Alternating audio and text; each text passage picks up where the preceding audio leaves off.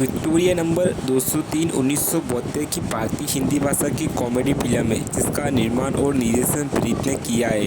Film में साहिरा बानो, नवीना निसला, रंजीत, अनवर हुसैना और Helena है। अशोक कुमार और प्राण ने मुख्य सहायक भूमिका निभाई है और फिल्म के लिए फिल्म फेयर नामांकन अर्जित किया है। कल्याण जी, आनंद जी के संगीत और अशोक कुमार तथा प्राण की भूमिकाओं ने इसे बॉक्स ऑफिस पर सुपरहिट बना दिया है। इस फिल्म को 1974 में शोभना बाबू और लक्ष्मी अभिनीत अंधारू डोगले के रूप में तेलुगु में और 1974 में तमिल में जयशंकर और जयललिता अभिनीत वेरम के रूप में बनाया गया था। 1995 की कन्नड़ा फिल्म गिदू दादा भी इसी फिल्म से प्रेरित थी।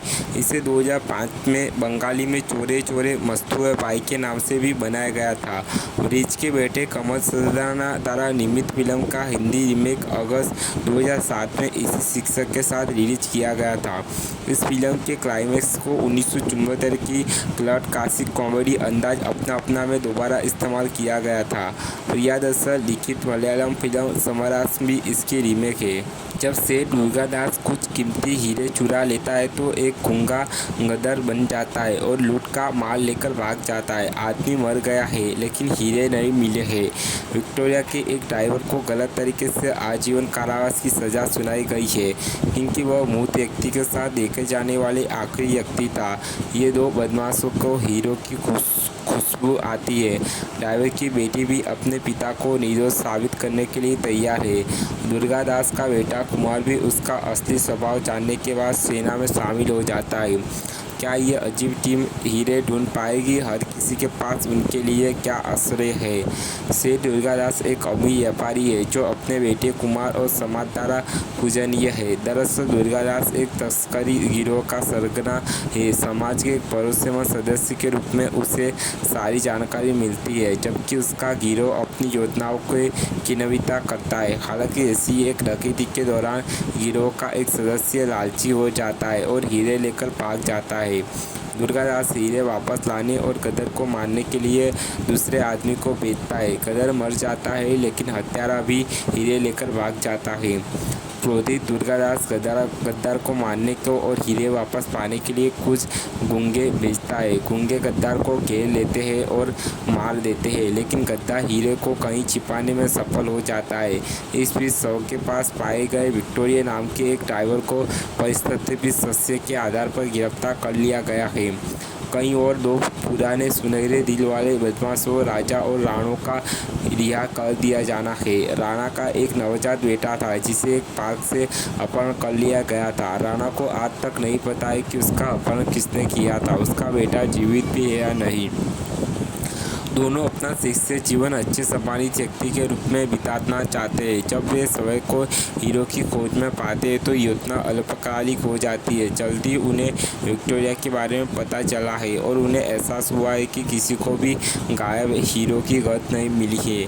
विक्टोरिया के करीब जाने के लिए वे खुद को विक्टोरिया ड्राइवर के दूर के चचेरे भाई के रूप में पेश करता है जिन्हें ड्राइवर की बड़ी बेटी रेखा अनिश्चित से अंदर भर्ती कराती है जो जल्दी संधिवत करना शुरू कर देती है।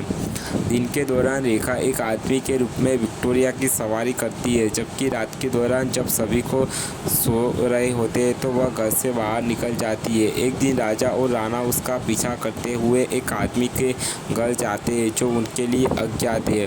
वह दुर्गादास का गूंगा है। रेखा को उन्हें बहकाते देखकर वे चौंक गया है लेकिन जब गूंगा उसके साथ बलात्कार करने की कोशिश करता है तो दोनों उसे बचा लेते हैं। पूछने पर वह बताती है कि जब उसके पिता को गिरफ्तार किया गया था तो वह आदमी विक्टोरिया के पास सतीबंद रूप से घूम रहा था। इससे पहले कि वे उसके कुछ जान पाते उसकी गोली मारकर हत्या कर दी गई थी। विक्टोरिया ड्राइवर की कहानी जानने के बाद दोनों ने एक अच्छा मोड़ लेने का फैसला किया है। वे रेखा को पूरी सच्चाई बताते हैं लेकिन हैरान रेखा को हीरे की स्थान के बारे में कोई सुराग नहीं मिलता है। विक्टोरिया को फाड़ने के बाद भी कुछ नहीं मिलता है। इस बीच रेखा को कुमार से प्यार हो जाता है जिनसे उसकी मुलाकात कैब ड्राइवर के रूप में पेश करते समय हुई थी। वो एक अमीर महिला बनकर उसे लुभाने की कोशिश करती है। ये योजना अच्छी तरह से काम करती है।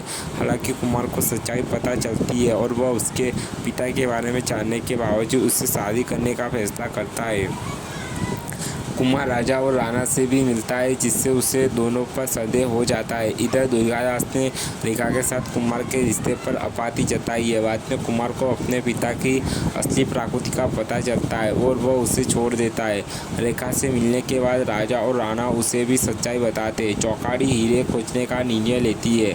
इधर जब दुर्गादास को पता चलता है कि विक्टोरिया ड्राइवर की बेटी है तो उसे ने रेखा का अपहरण कर लिया है। बाद में कुमार राजा और राणा का भी अपहरण कर लिया गया है और उन्हें प्रताड़ित किया गया है। इस सौदे के दौरान दुर्गादास के प्रिय को एक सजावटी के ट्रैप पर भरोसा जा रहा है, जिसमें नकली विक्टोरिया हैंडलैम्प लगा हुआ है। अचानक राणा को एहसास हुआ है कि हीरे विक्टोरिया के लैंप में छिपे हुए हैं।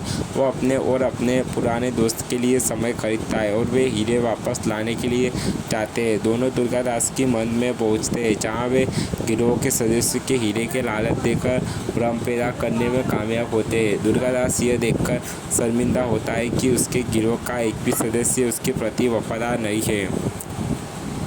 हाथापाई के दौरान एक और मोड़ तब आता है जब दुर्गादास का एक पुरानी गूंगे ने खुलासा किया है कि कुमार दुर्गादास का नहीं बल्कि राणा का बेटा है। दुर्गादास ने गूंगे को किसी बच्चे को चुराने का आदेश दिया था, क्योंकि दुर्गादास के पिता ने उसे अस्वीकार करने की धमकी दी थी। दुर्गादास केवल यह साबित करके स्थिति को रोक सकता था कि दुर्गादास एक बच्चे का पिता है। अंत में दुर्गादास और उसके बाकी साथियों को गिरफ्तार कर लिया गया है और रेखा के पिता को मुक्त कर दिया गया है।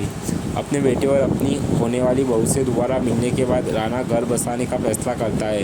हालांकि राजा फैसला करता है कि उसकी किस्मत ने उसके लिए कुछ और ही लिखा होगा और चला जाता है। जल्दी राजा को बुर्का पहने के एक महिला दिखती है और वह उसका पीछा करना शुरू कर देता है, लेकिन उसे पता चलता है कि वह महिला वास्तव में राणा है। राणा राजा से कहता है कि वह राजा को अपने शेष जीवन उसके बिना नहीं बिताने देगा। राजा मान जाता है और अपने दोस्त के साथ घर चला जाता है।